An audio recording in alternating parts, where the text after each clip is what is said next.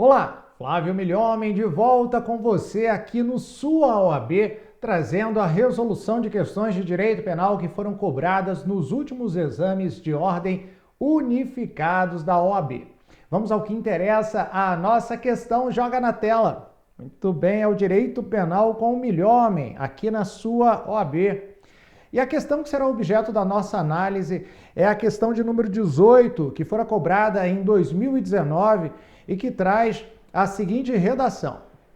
Inconformado com o comportamento de seu vizinho, que insistia em importunar a sua filha de 15 anos, Mário resolve dar-lhe uma lição e desfere 2 socos no rosto do importunador, nesse momento com o escopo de nele causar diversas lesões.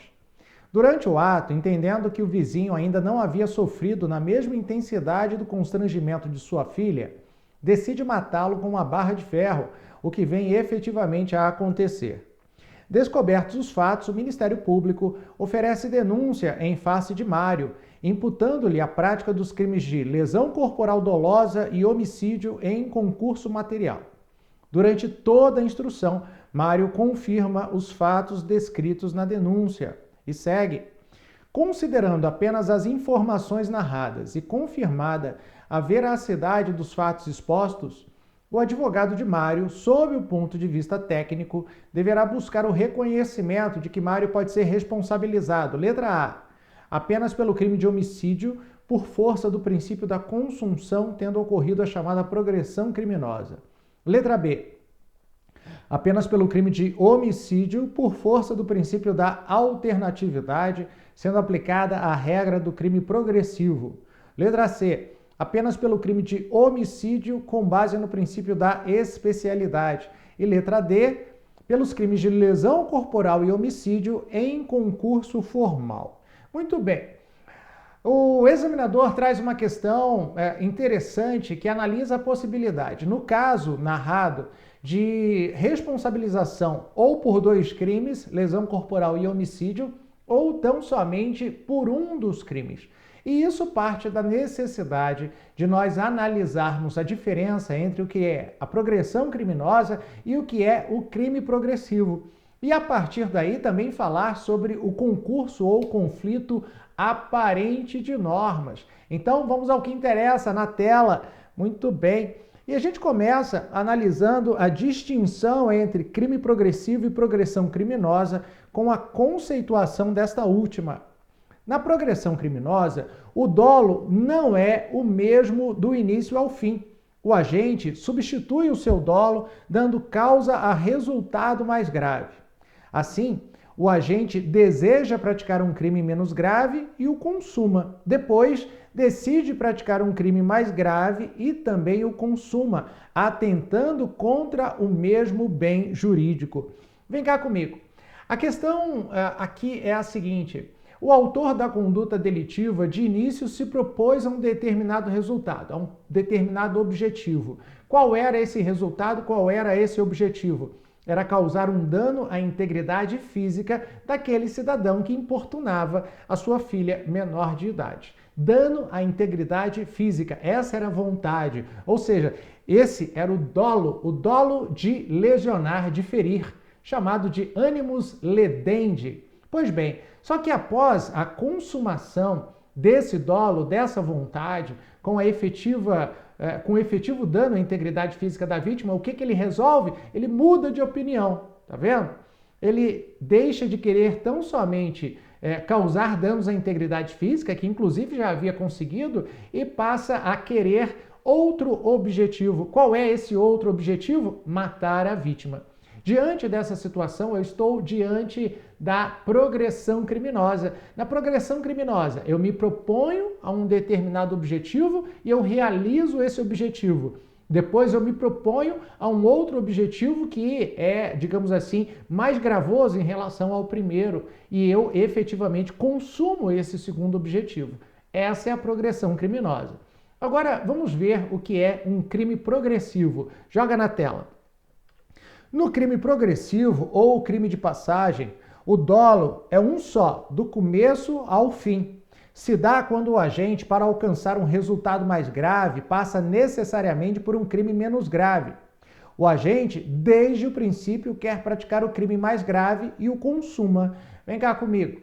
Enquanto na progressão criminosa nós falamos em etapas autônomas, eu quero lesionar e eu lesiono, e depois eu resolvo matar, e aí eu realizo as condutas necessárias para a produção da morte da vítima, no crime progressivo eu tenho um único objetivo: matar a vítima, por exemplo.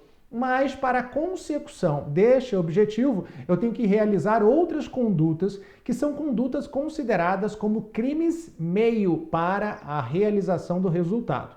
Assim, por exemplo, para que eu possa matar um desafeto, é necessário que antes eu lhe cause um dano à integridade física. E a lesão corporal, nesse caso, é o meio necessário para a obtenção do fim que já existia lá no começo. A finalidade que existia lá no começo. Tá bom? Que finalidade é essa, professor? Eu queria matar. Mas para matar, primeiro eu tenho que lesionar. É um caminho necessário. Não existe atalho, não existe um caminho alternativo. Primeiro eu tenho que lesionar para depois matar. E eu nunca quis só lesionar. Eu sempre quis matar.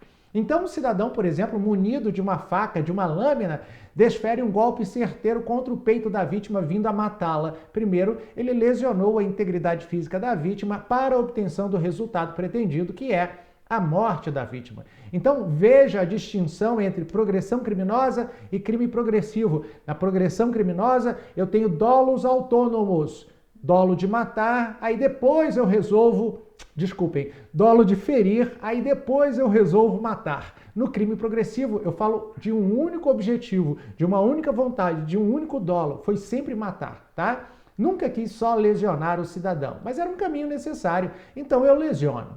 E aí a pergunta que se faz é: deve o cidadão ser responsabilizado pelo crime de homicídio e lesão corporal em concurso, só por lesão, só por homicídio? Para responder isso, nós temos que conversar a respeito do chamado concurso aparente de normas. Joga na tela.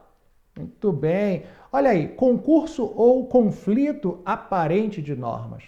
O que é o concurso ou conflito aparente de normas? Concurso de normas é aquele, ou conflito aparente de normas, é aquele pelo qual, aparentemente, dois tipos penais, eles incidem sobre uma mesma situação fática, sobre uma mesma descrição de conduta do agente. Mas você sabe que isso não é possível. Esse concurso, ele só pode ser aparente quando eu tenho a violação de uma mesma objetividade jurídica. Isso em face da proibição do ne bis in idem material, ou non bis in idem. Significa dizer que uma pessoa não pode ser punida duas vezes pela prática de uma mesma conduta e a violação de um mesmo objeto jurídico tutelado. Eita, professor! E é aí que surge o conflito aparente de normas. E a importância do conflito aparente de normas, na realidade, se dá na identificação dos princípios que podem ser adotados para afastar uma das normas que aparentemente incidem simultaneamente sobre uma mesma conduta. E aí eu me refiro aos princípios da especialidade, subsidiariedade e consunção. Joga na tela. A especialidade é aquela que preceitua, ou é aquele, na realidade, o princípio que preceitua a prevalência da norma especial sobre a norma geral. Uma norma, quando ela é especial, em confronto com uma norma geral, ela tem precedência. Será a norma especial que será aplicada. E quando que uma norma é especial em relação a uma norma geral? É quando ela contém tudo o que a norma geral contém, mais alguma coisa. Esse mais alguma coisa é o chamado elemento especializante. Eu vou te dar um exemplo. Homicídio culposo, artigo 121, parágrafo 3º do Código Penal. Homicídio culposo na direção de veículo automotor, artigo 302 do Código de Trânsito Brasileiro. Um cidadão dirigindo um veículo automotor vem a atropelar um transeunte em via pública em razão de imprudência, conduzia o veículo em velocidade superior à permitida para a via. Eu vou aplicar o Código de Trânsito ou vou aplicar o homicídio, o Código Penal que encontra no seu artigo 121, parágrafo 3º, a definição de homicídio? Você certamente vai responder: professor, o Código de Trânsito. E aí eu te pergunto, por quê? Porque ele é norma especial em relação à norma geral. Os dois tratam do homicídio culposo, mas o Código de Trânsito traz um elemento especializante, um algo a mais. Que algo a mais? O meio de execução da prática delitiva. Homicídio, praticar homicídio culposo na direção de veículo automotor. Na direção de veículo automotor é o elemento especializante que traz a prevalência, precedência do Código de Trânsito em relação ao Código Penal. Então eu resolvo esse conflito aparente de normas com o princípio da especialidade. Joga na tela. Depois eu tenho o chamado princípio da subsidiariedade.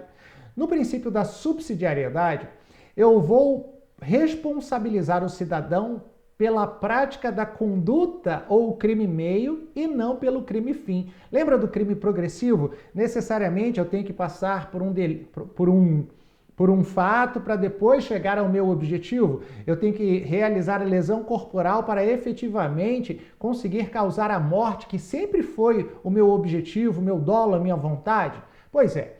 Imagine que o cidadão tenha deitado veneno, deitar veneno é bonito, né? Tenha colocado veneno na comida de um seu desafeto. Mas aí, diante da situação, arrependido, ele resolve ministrar o antídoto e consegue evitar de forma eficaz a morte da vítima. É o arrependimento eficaz. Arrependimento eficaz, previsto no artigo 15 do Código Penal, que é identificado como chamada tentativa qualificada. Por que tentativa qualificada? Porque ele não vai responder pelo crime de tentativa de homicídio, mas vai responder pelos danos causados à saúde da vítima, que caracterizam esses danos como lesão corporal. Ele poderia ter deixado a vítima morrer, mas ministrou o antídoto. Não vai responder por tentativa de homicídio, porque não foi impedido. Ele é que espontaneamente resolveu impedir o resultado delitivo, a morte da vítima. Mas não vai deixar de ser responsabilizado pelo que fez. E o que ele fez causou um dano à saúde da vítima, o que caracteriza a lesão corporal. Então eu deixo de punir pelo crime fim, que seria o homicídio, e vou punir pelo crime meio, que é a lesão corporal. Eu deixo de punir o todo para punir a parte, e isso é subsidiariedade. Nesse sentido, eu aplico o artigo 129 do Código Penal no lugar do artigo 121 caput, combinado com o artigo 14, inciso 2º do Código Penal, que guarda a relação, define o que é o crime de homicídio tentado. Beleza? E aí, por fim, eu tenho o chamado princípio da consunção. Joga na tela. A consunção ou consumação, tá? Desculpem. É consumação? Vamos ver, eu vou te definir agora legal. Olha só, o princípio da consunção afasta a incidência de duas ou mais normas penais incriminadoras sobre o mesmo fato, ao considerar que o bem jurídico tutelado encontra-se protegido com a punição daquele fato mais censurável, daquela lei que traz maior reprovação social e, por conseguinte, maior pena. Então, aquele fato mais gravoso, ele vai fazer o quê? Absorver os fatos menos gravosos. E é aí que se fala em crime consumido pelo crime consuntivo, tá bom? É nesse sentido. É o peixão que vai engolir o peixinho. E aí, em vez de punir o cidadão pelo peixinho e pelo peixão, eu vou punir só pelo peixão, que é a conduta que engloba de maneira mais correta, mais completa, a proteção do bem jurídico tutelado e que pune de forma mais severa. Então, por exemplo, num crime progressivo, se eu cometo a lesão corporal para depois matar, eu não vou punir por homicídio e lesão corporal. Eu vou punir só por homicídio, porque o homicídio é mais gravoso que a lesão corporal, a pena é maior do que a lesão corporal, e a lesão corporal é só meio para se chegar a um fim. Nesse sentido, não haverá punição simultânea por lesão corporal e homicídio, mas tão somente por homicídio. É a aplicação do princípio da consunção. Eu já falei que o princípio da consunção aplica-se ao crime progressivo. Aplicar-se-ia, gostou da mesóclise? Também à progressão criminosa? Joga na tela. Bom, o princípio da consunção serve para afastar o conflito aparente de normas, tanto nos crimes progressivos, como nas progressões criminosas e também nos crimes complexos. O que são crimes complexos? São aqueles que envolvem a prática de várias condutas que, por si só, quando consideradas, correspondem a crimes. Vamos falar na extorsão mediante sequestro. A extorsão é a exigência de uma vantagem ilícita econômica em troca da não causação de um mal. Tudo bem? Essa é a extorsão. Mas quando eu me valho do sequestro, da privação da liberdade da vítima para a obtenção do resgate, que é justamente a vantagem econômica que caracteriza a extorsão, eu tenho na realidade dois crimes: a extorsão mais o sequestro. E se porventura alguém comete essa conduta delitiva, ele deverá ser responsabilizado pelos dois crimes, extorsão e pelo sequestro? A resposta é não. Ele será responsabilizado pelo crime de extorsão mediante sequestro, que é tipo penal que engloba várias condutas. O mesmo se dá com o crime de roubo. No roubo eu tenho subtração de coisa alheia móvel, eu tenho violência e eu tenho grave ameaça. Tudo isso pode estar presente numa mesma situação fática. Eu deverei responsabilizar o cidadão pelo crime de ameaça, que encontra previsão no artigo 147 do Código Penal, pelo crime de furto, cuja previsão está no artigo 155, e pelo crime de roubo? Não, eu vou punir só pelo crime de roubo, que este absorve a ameaça e absorve também o furto. Isso é o que caracteriza o crime complexo. E é por isso que eu tenho uma absorção. Olha só, o peixão que vem e engole os peixinhos que compõem, as partes que compõem o todo. Isso se dá em relação ao crime complexo, isso se dá em relação ao crime progressivo e isso se dá em relação à progressão criminosa. Aqui no caso da questão, o cidadão queria ferir, depois de ferir, ele resolve matar, ele será responsabilizado pela lesão corporal e pelo homicídio? Não, aplicar-se-á o princípio da consunção. A conduta mais gravosa, que é o homicídio, vai fazer o quê? Absorver a lesão corporal. Beleza? Então, vamos voltar para a questão, para a análise das hipóteses que são conferidas pelo examinador. Considerando apenas as informações narradas e confirmada a veracidade dos fatos expostos, o advogado de Mário, sob o ponto de vista técnico, deverá buscar o reconhecimento de que Mário pode ser responsabilizado. Letra A. Apenas pelo crime de homicídio, por força do princípio da consunção, tendo ocorrido a chamada progressão criminosa. Letra B. Apenas pelo princípio do homicídio, pelo crime de homicídio, por força do princípio da alternatividade, sendo aplicada a regra do crime progressivo. Letra C. Apenas pelo crime de homicídio, com base no princípio da especialidade. E letra D, pelos crimes de lesão corporal e homicídio em concurso formal. E aí você já sabe que a resposta para a nossa questão é a letra A. Muito bem. Progressão criminosa com a aplicação do princípio da consunção para o afastamento do conflito aparente de normas. Meu querido, minha querida, eu espero que você tenha gostado, porque eu volto com mais questões de direito penal para você aqui no sua OAB. Valeu!